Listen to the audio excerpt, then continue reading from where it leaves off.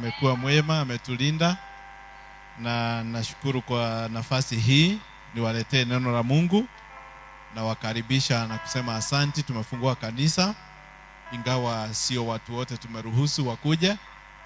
Kwa hivyo ni wachache sana ambao tumekaribisha siku ya leo, na tunashukuru Mungu. Juu kwanza lazima tusome vile mambo yanaendelea kisha tuweze kuendelea. Ingawa tunaendelea kuomba, imekuwa ni siku yetu ya kufunga na kuomba, na hii Mungu hunena mapema, na Mungu akinena mapema anatekeleza yote. Tunajua ya kwamba tumekuwa, hii ndio siku ya 14 na tuliweka tukianza mwaka, na mnaona wakati ambapo tulianzia, saa hii ndio mnaona ndio tumefika tarehe siku ya 14, na ikiwa ni siku ya 14 ya kufungua ndio tunaona ndio tunafunguliwa kanisa. Amen. Kwa hivyo huo ni muujiza, na Mungu atukuzwe na inuliwe.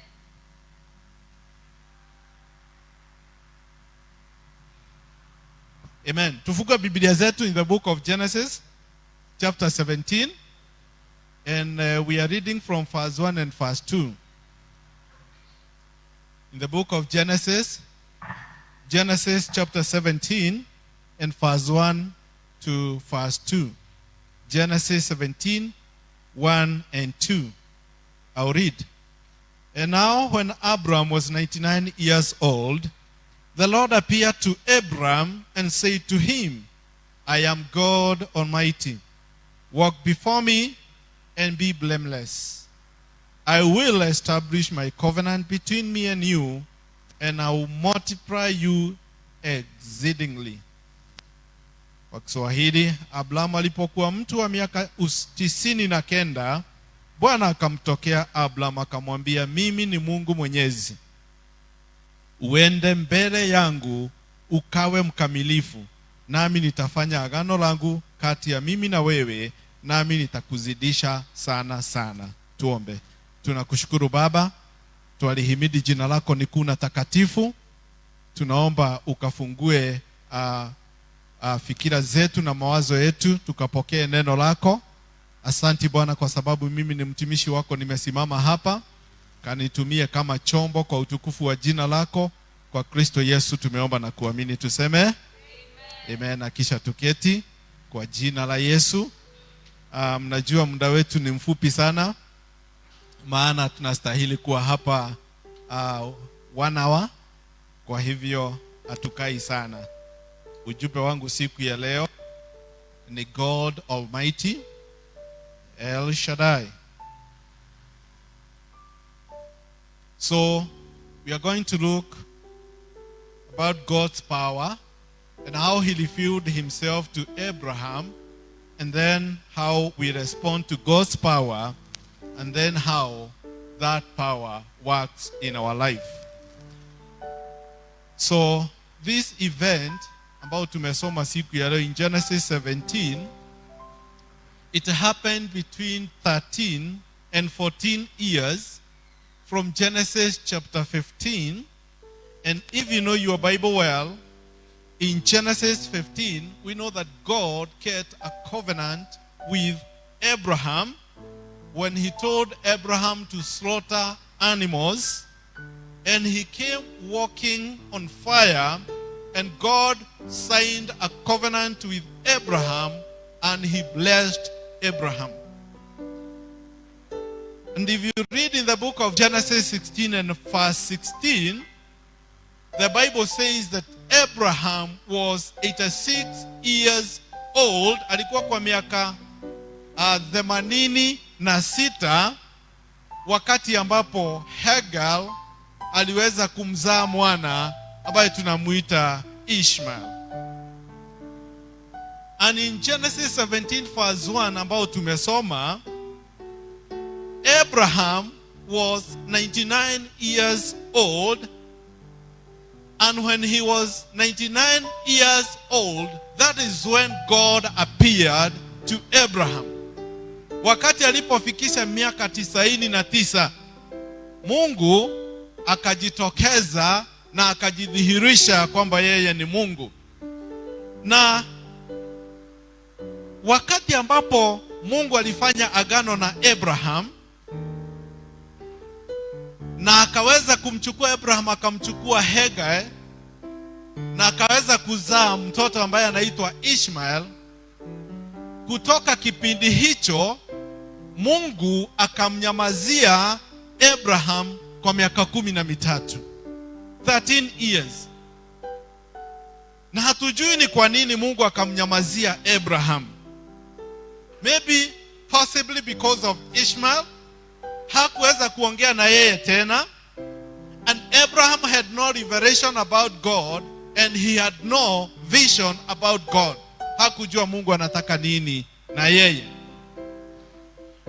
Na tunajua kwamba Mungu alimwambia Abraham ya kwamba nitakufanya kuwa taifa wewe kutoka kwako.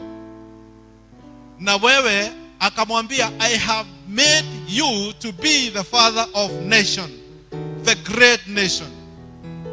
Kutoka kwako wewe utakuwa taifa kuu.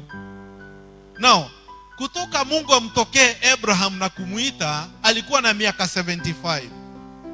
Kwa hivyo hapa tunaona ya kwamba kuna kipindi cha miaka 24 kabla Mungu amtimizie yale ambao alikuwa amemwahidia atampatia. Na sasa tunaona 99 years, 24 years later, ndio tunaona Biblia inasema ya kwamba Mungu akamtokea Abraham. So 24 years nothing had happened. Ile ambao Mungu alikuwa ameweka covenant na alikuwa amemwahidi Abraham, 24 years Mungu hajaongea, hajamfanya jambo lolote ambalo alikuwa amemwambia. 13 years amemnyamazia, maana amemchukua Hagai na wamezaa mtoto ambaye anaitwa Ishmael. So na Mungu alimwambia wewe utakuwa taifa kuu, na Abraham akaanza kufikiria maybe it is Ishmael, sijui ni wapi, maana huyu ni mtumwa. So in Genesis chapter 15 tunajua ya kwamba God told Abraham that I will be your shield. Na pia tunajua ya kwamba akamwambia ya kwamba I am the Lord your God. And the Lord your God in Hebrew ni Adonai. Mimi ni Adonai. I am the Adonai. And now God appeared to Abraham and he told him, I am the Almighty God. In Hebrew, Almighty God, El Shaddai. El Shaddai. El is short form of Elohim, and Elohim means God. Shaddai means mighty, powerful, strong, and able. I am Almighty God. In Hebrew, El Shaddai. El is short form of Elohim. Elohim means God. Shaddai means powerful. I am mighty, powerful, strong, and I am able. Mungu amemtokea, amemwambia sasa nimekuja. Na nimekuja tufanye kazi Abraham. Nimekunyamazia, but you have to know that I am Almighty God, I am El Shaddai, I am able, I am powerful, I am Almighty God, El Shaddai. Jina la Bwana liinuliwe. So almost after 13 years, God had been silent. Haongei, hasemi jambo, na tunaona amemwambia Abraham, I am here and now I want to work with you. So as I told you 24 years ago, and now I am Almighty God and I have shown myself to you that I am powerful. Jina la Bwana liinuliwe. I am El Shaddai. Now, Almighty God, he made a covenant with Abraham. So a covenant, Almighty God is a covenant, is a name of covenant, based on covenant. I am powerful and I am able to bless you as I had promised to you. Amen. So I want to give you an example of what we call covenant. Husband is a covenant name. Wife is a covenant name. When you call yourself a husband, it is a covenant name. For me, I met my wife, we got married, and the presiding minister announced me, akasema ya kwamba leo nimekufanya wewe, kutoka leo wewe umekuwa mume na mke wako amekuwa mke. Na wezi ukaenda ukijiita a wife or a husband and yet you are not married, because husband is a covenant name, a wife is a covenant name. So you can be a girlfriend, fiancé, you can be a lover, and something in between that, but you cannot be a wife or a husband if you are not married, because a wife and a husband is a covenant name. So once you become that, then there is a responsibility. Kuna mambo ambayo yanafuata hapo. So El Shaddai is a covenant title, and God told Abraham that I am El Shaddai. Now, na ikiwa I am El Shaddai, na wewe nitakubadilisha jina, unaitwa Abram, and you will be called Abraham. And your wife Sarai will not be called Sarai, she will be called Sarah. Lazima tubadilishane. Uniite El Shaddai, na wewe ubadilike nikuite Abraham, the father, baba wa taifa. Jina la Bwana liinuliwe. Now, what does the name El Shaddai mean? El Shaddai means Almighty, Almighty God. Meaning that nothing is too hard for me. Hakuna jambo ambalo ni ngumu kwangu. Kwa maana mimi ni El Shaddai, the Lord who is mighty powerful and the Lord who is able. So 24 years Mungu amemnyamazia. Abraham amefuata njia yake, amemchukua Hagar, na sasa Mungu anamtokea after 13 years, anamwambia nimekuja, nataka tufanye kazi. Na alimwambia Abraham, nimekubadilisha and you be the father of many nations. And akikwambia hivyo, then you think that it will happen the next day or the next week. Mungu akikwambia atakubariki, usifikiria ya kwamba amesema atakubariki alafu ungojee hiyo baraka kesho. It may take 1 year, 10 years, 24 years. Mungu hakawi, anakuja wakati wake ambao unafaa. So anamwambia Abraham, I change your name to be an exalted father, and you call me El Shaddai, Almighty God, I am powerful. So na Sara akabadilishwa. Now, nataka niwafundishe what El Shaddai, Almighty God can do. In the book of Exodus 14, 21 and 22, I will not read because of time. Nataka niseme ya kwamba El Shaddai, he rules over the element. Yeye anatawala juu ya vipengele. Anajua kutawala. And if you read in the book of Exodus 14, 21 and 22, ukiangalia utaona wakati wa Israeli walipofika katika bahari. Maandiko inasema ya kwamba Mungu alilala usiku mzima.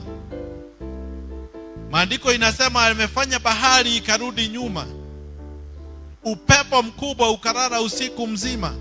Mungu akafungilia maji upande huu na upande huu, pakapatikana njia, wana wa Israeli wakapita. Kwa hivyo inamaanisha ya kwamba Mungu anaweza, he controls the element. Maybe ilikuwa ni hurricane or tornado katika bahari. Upepo mkubwa ukafungilia maji, upande huu mwingine ukafungilia maji, wana wa Israeli wakapata kupita. So hiyo ndio kazi moja ya El Shaddai. Jambo lingine, he rules over time. Najua ya kwamba yeye ana wakati, hakuangi kinyume cha wakati. Yeye ndiye ana control, he controls the time.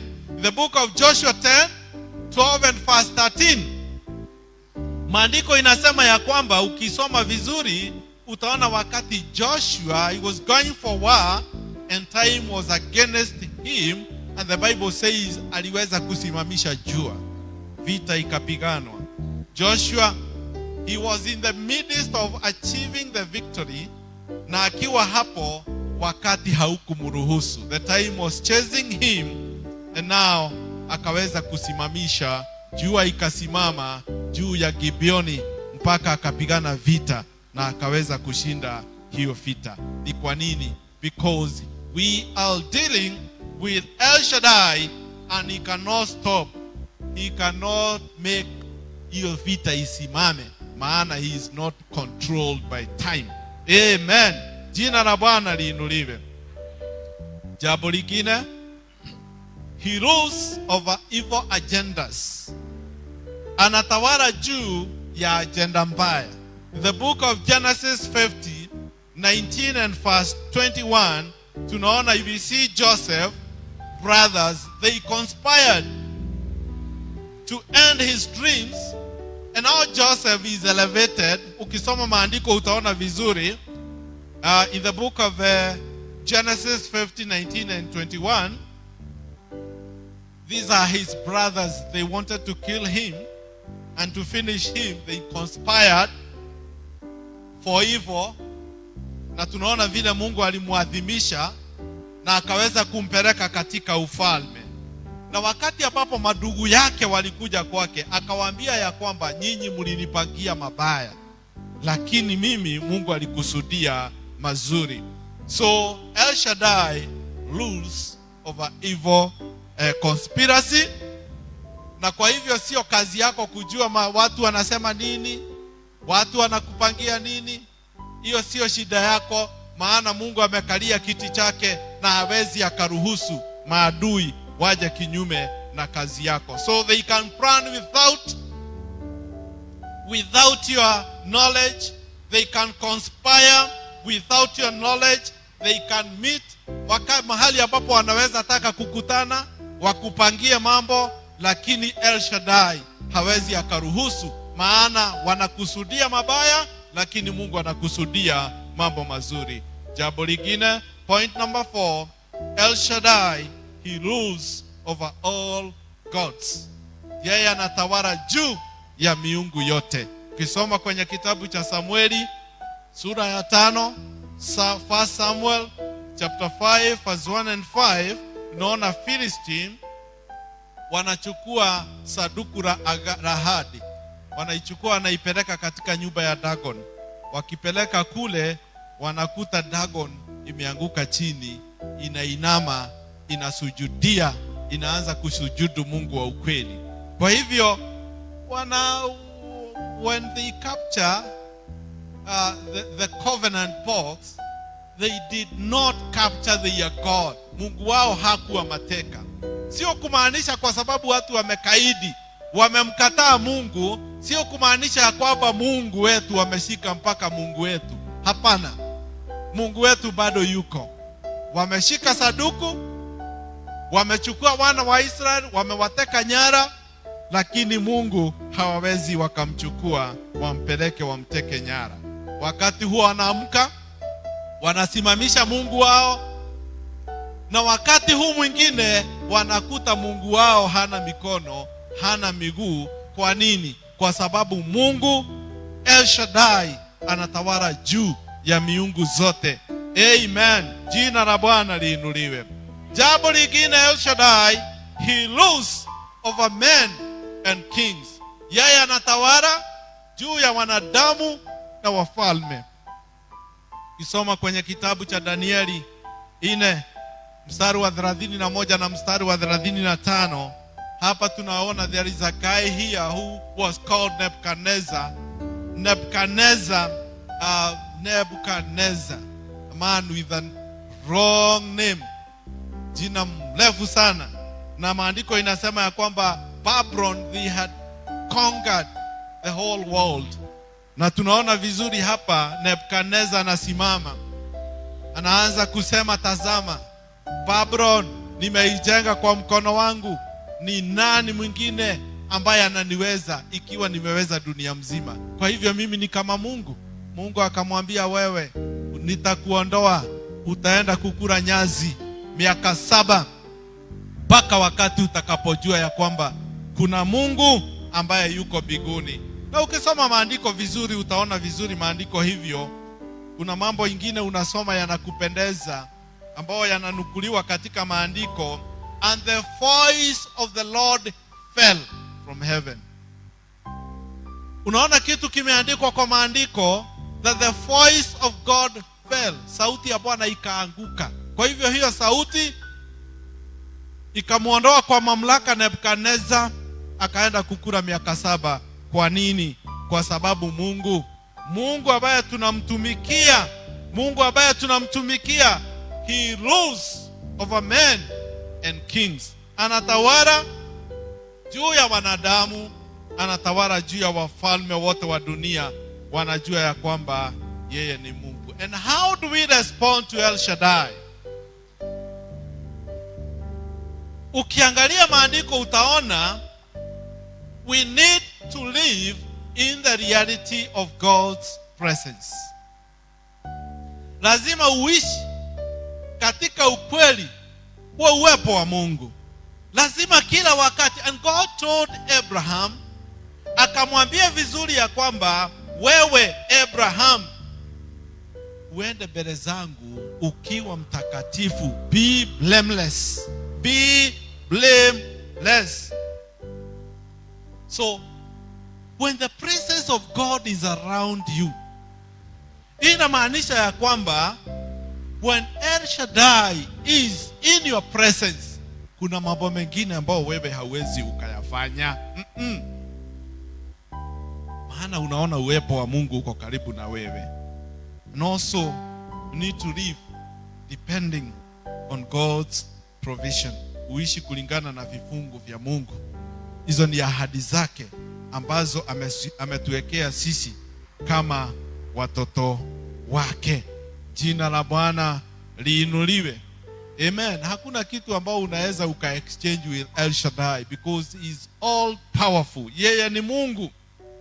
And when a doctor say it is over, when you are sick, unaenda kwa daktari, unaambiwa ya kwamba it is over.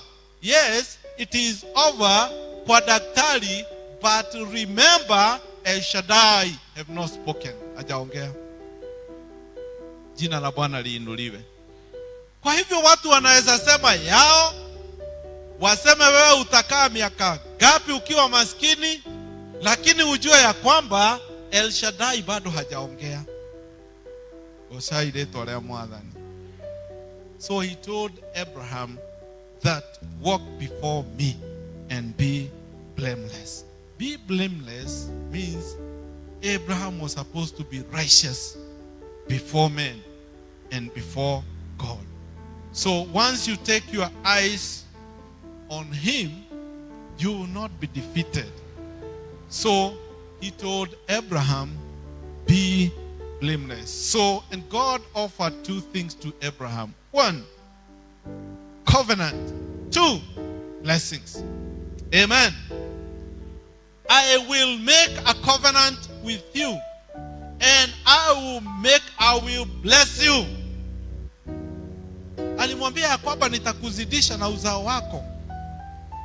Kwa hivyo ikiwa Mungu alimwambia hivyo, alitimiza. Hata kama miaka ikaenda ikafika wapi, hata kama Abraham hakuona na macho yake hizo baraka, Mungu aliweza kutimiza hizo baraka ambazo alimwambia Abraham. Hata kama aliweza kuzaa watoto wengine 6 na mwanamke mwingine anaitwa Ketura, Mungu alimbariki.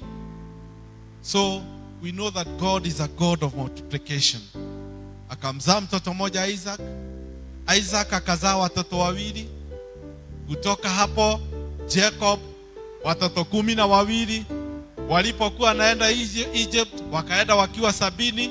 Walipokuwa wanaendelea, walitoka huko wakiwa milioni 2, mpaka wale ambao ni wazalishaji wakaanza kusema hapana, hawa watu lazima tuwaue sasa. Watoto wakizaliwa ukiona ni kijana ua. Na tunaona midwife wakaanza kusema hapana, hawa watu hatujui ni nini. Maana tunapoenda karibia mtoto ametoka. na walikuwa wameambiwa mnaua mtoto akiwa kwa tumbo akielekea kuzaliwa. Hiyo ndio ilikuwa kazi. Kwa sababu Mungu alikuwa amemwahidi Abraham ya kwamba atazidisha uzao wako. So Genesis 17 ambao tumesoma, Mungu alimwambia Abraham, and as for me, my covenant is with you, and you will be the father of multitude nations. Nitazidisha uzao wako. Na Mungu aliweza kutimiza hayo wakati alipombadilisha jina Abraham akamuita Abraham, akambadilisha Sarai akamuita Sara, na hizo baraka zikamfikia. Nataka kumalizia niseme hivi: hata kama umemaliza 30 years, hata kama umemaliza 20 years, if you have a covenant with El Shaddai, El Shaddai will fulfill all that he has promised you. Lazima atatimiza yote ambao amekuelezea. So wacha wewe kufikiria kwamba imeisha. Hapana, El Shaddai hajaongea. Tunajua ya kwamba he is able even to split the mountain. Anaweza mambo yote anaweza akayafanya kulingana na vile anaweza kufanya, maana tumeona ya kwamba God is above nature and he is not controlled. He is not controlled by fikira zetu ama scientist. Yeye ni Mungu, ni El Shaddai, God with us. So I want to pray with you. Niweza kumalizia ujumbe wangu. And before I cross, I'm going to pray for you. Nitawaombea siku ya leo. If wewe hauna covenant with El Shaddai, wewe haujaokoka, haujamjua huyu Mungu, if you are not born again, then ni lazima wewe uokoke siku ya leo, na hiyo ndio hatua ya kwanza ya kumpokea huyu Yesu. Otherwise the message ama ujumbe ambao ninauhubiri hapa inaweza kuwa meaningless. Jambo lingine nitakuombea. Sijui umeingia hapa ama wale wanatuona online, sijui ni shida gani ambayo uko nayo siku ya leo. If it is disease, may I assure you that Jehovah Rapha, the El Shaddai, ukimwamini atakuponya. Ikiwa unaamini the El Shaddai, the Almighty God, then even the fruit of your womb, I believe he is El Shaddai and he is able to do exceedingly above yote ambao tunaweza tukafikiria. So sijui ni mzigo gani ambao umeubeba siku ya leo, lakini najua Yesu mwana wa Mungu, he is able to meet your need even now. Jina la Bwana liinuliwe. Kwa hivyo kama umechoka sana, kama unaona mambo yamekuinukia, be at peace, because El Shaddai bado hajaongea. He is almighty, he is powerful, and he is able. Simameni, nataka tuombe kwa jina la Yesu.